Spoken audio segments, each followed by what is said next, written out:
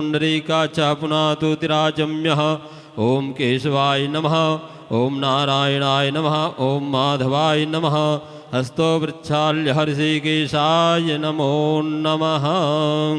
पवित्रीधारणम् ओं पवित्रे स्तो वैष्णव्यो सवितुर्वः वैसव उत्पुनाम्य छिद्रेण पवित्रेण सूर्यस्य रश्मभिः तस्य ते पवित्रपते पवित्रपूतस्य यत्कामः पुनेतच्छकेयम्। हस्तौ अच्छत्पुष्पाणि गृहीत्वा विन्दायै ध्यानम्।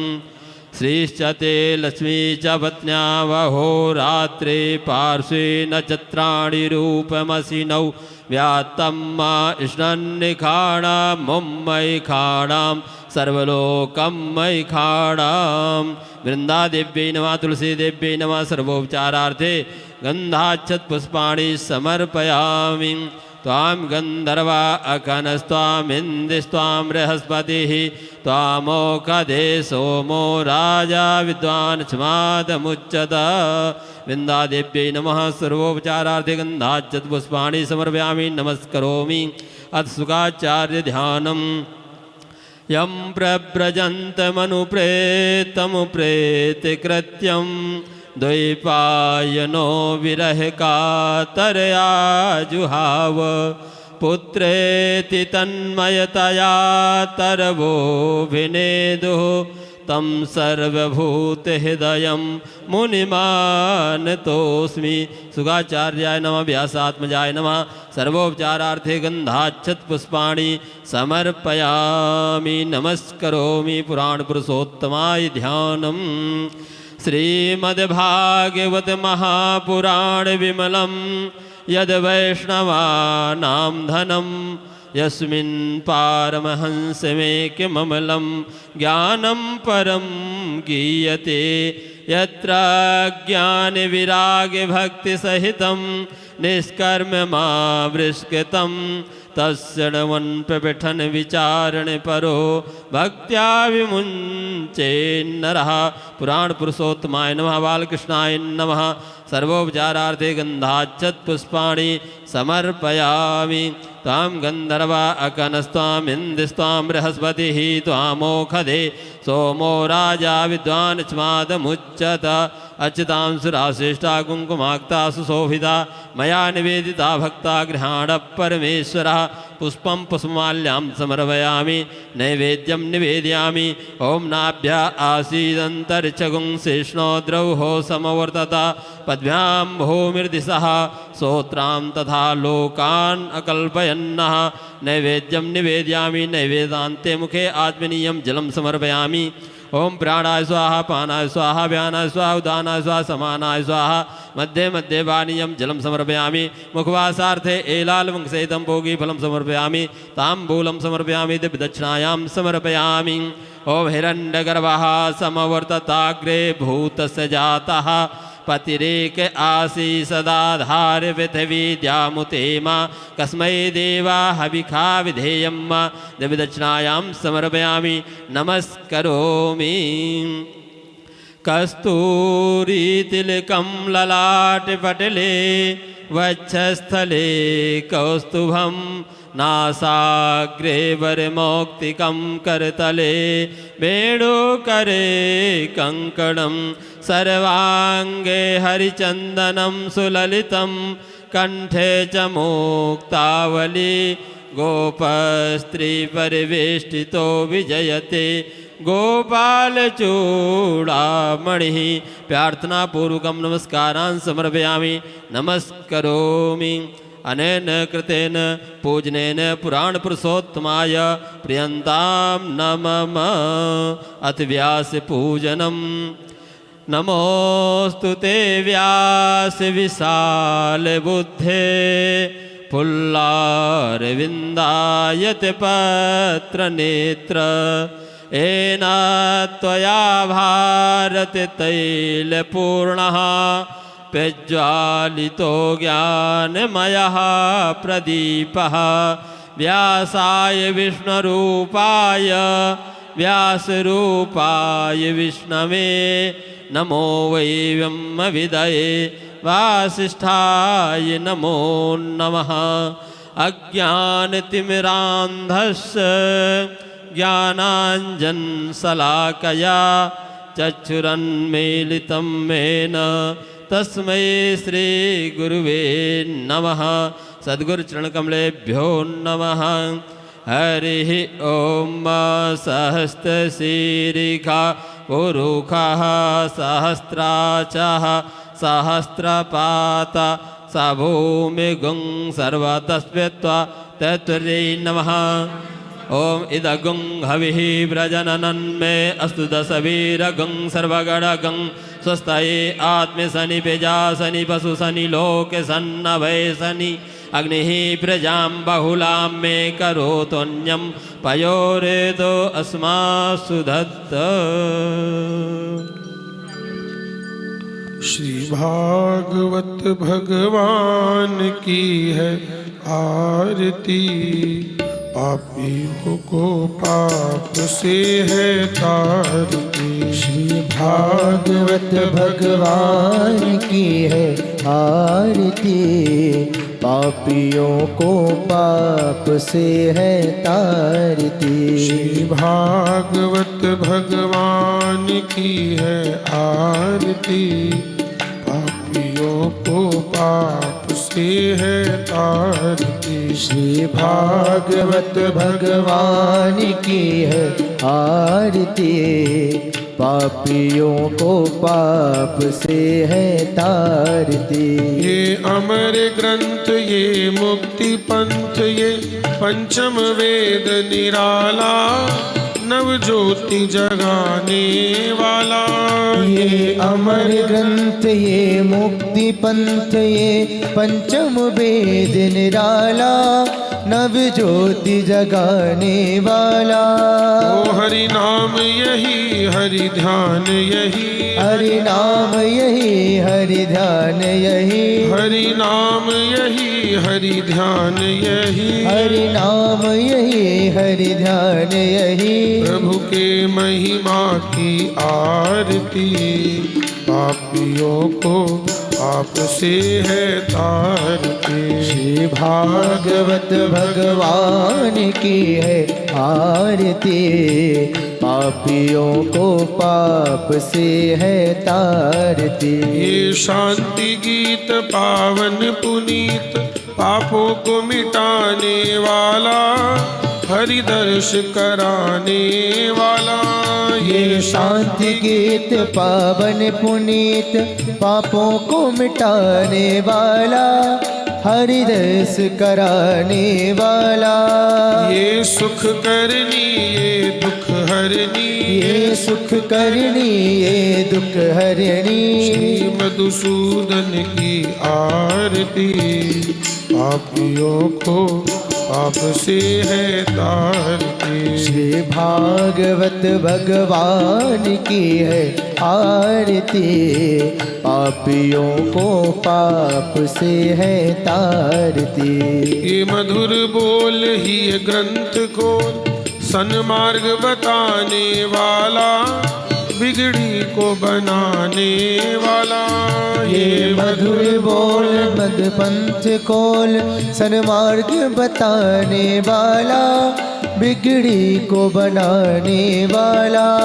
श्री राम यही घनश्याम यही, श्री राम यही घनश्याम यही, श्री राम यही घनश्याम यही, राम यही घनश्याम यही। प्रभु के महिमा की आरती, पापियों को पाप से है तारती। श्री भागवत भगवान की है आरती, पापियों को पाप से है तारती। श्री भागवत भगवान की है आरती, पापियों को पाप से है तारती। श्री भागवत भगवान की है आरती, पापियों को पाप से है तारती। कर्पूरगौरं करुणावतारं संसारसारं भुजगेन्द्रहारं सदा वसन्तं हृदयारविन्दे भवं भवानी सहितं नमामि। त्वमेव माता च पिता त्वमेव बन्धु च सखा त्वमेव विद्या द्रविणं त्वमेव सर्वं मम देवदेव त्वमेव सर्वं मम देवदेव त्वमेव सर्वं मम देवदेव त्वमेव सर्वं मम देवदेव।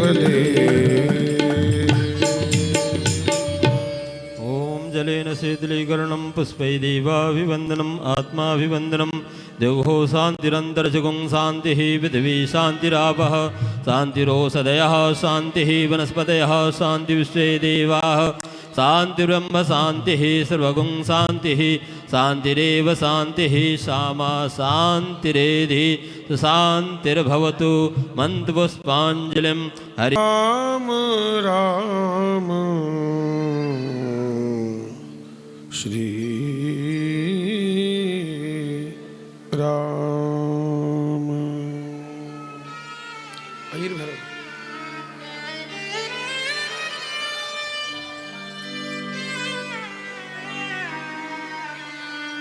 गुरुर्ब्रह्मा गुरुर्विष्णु गुरुर्देवो महेश्वर गुरुर्साक्षात् परब्रह्म तस्मै श्री गुरुवे नमः। ध्यान मूलं गुरुमूर्ति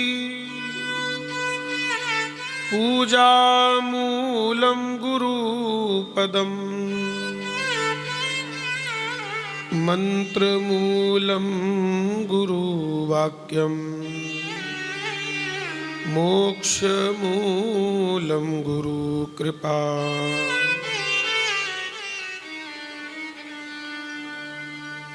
वंशी विभूषितकरानवनीरदाभात् पीताम्बरादरुणबिम्बफलाधरुष्टात् पूर्णेन्दुसुन्दरमुखारदरविन्दनेत्रात् कृष्णात् परं किमपि तत्त्वमहं न जाने। कृष्णाय वासुदेवाय हरये परमात्मने प्रणतक्लेशनाशाय गोविन्दाय नमो नमः।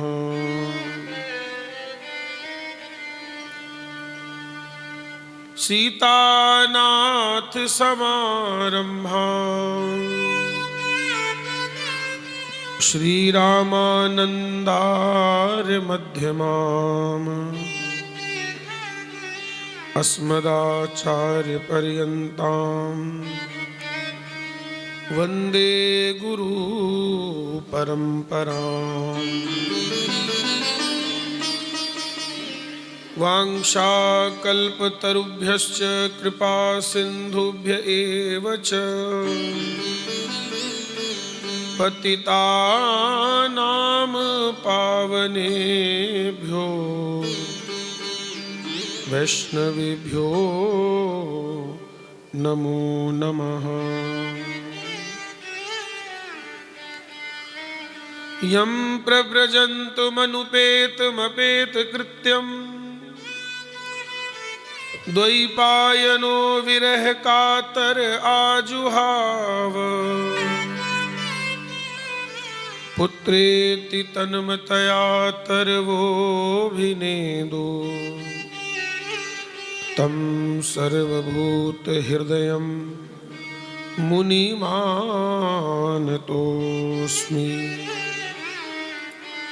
नारायण नमस्कृत्यं नरं चैव नरोत्तमं देवीं सरस्वतीं व्यासं ततो जयमुदीरयेत्।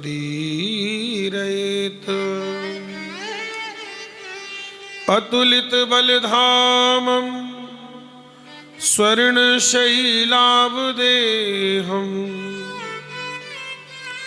दनुजवनकृशाणुं ज्ञानिनामग्रगण्यं सकलगुणनिधानं वानराणामधीशं रघुपतिप्रियभक्तं वातजातं नमामि। मेरी भवबाधा हरो श्री राधा नागर सोय, जातन की झाई पर श्याम हरित दिति हो। हे वृंदावन सोवन नहीं, नंद गाँव सो गाँव, वंशी वट सो वट नहीं, श्री कृष्ण नाम सो नाम। भक्त भक्ति भगवंत गुरु चतुर नाम बपु एक, इनके पद वंदन किए नाशहि विघ्न अनेक। जय मीरा के प्रभु गिरधर नागर, सूरदास जी के श्याम। जय नरसिंह जी के सांवरिया, तुलसीदास जी के राम।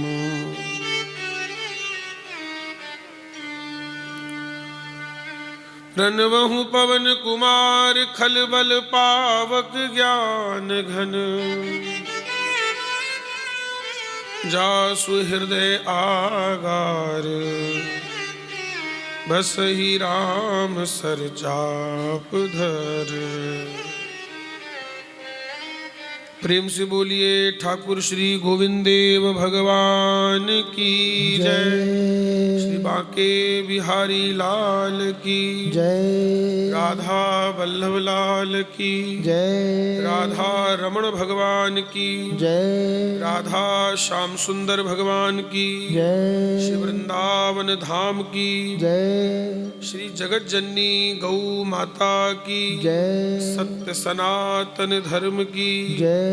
भारत माता की जय। श्री व्यास जी महाराज की जय। श्री सुखदेव जी महाराज की जय। ठाकुर श्री गोवर्धन नाथ की जय। ठाकुर श्री श्रीनाथ जी महाराज की जय। सत्य सनातन धर्म की जय। सद्गुरुदेव भगवान की जय। समस्त भागवत परिकर की जय। समस्त भागवत भगवान की जय। सब संतन की जय। सब हरि भक्तन की जय। सब विप्रन की जय। जय जय श्री राधे, जय जय श्री राधे, जय जय श्री राधे। आइए 2 मिनट के लिए सभी लोग अपने मन को एकाग्र करें और प्लीज बातचीत ना करें। आप लोग, आपकी बातों की आवाज़ यहाँ तक आ रही है मुझको, इसलिए सभी तक मेरा निवेदन है आप लोग आपस में बातचीत ना करें और ध्यान दे करके आप लोग व्यासपीठ की ओर ध्यान दें। आप लोग नारायण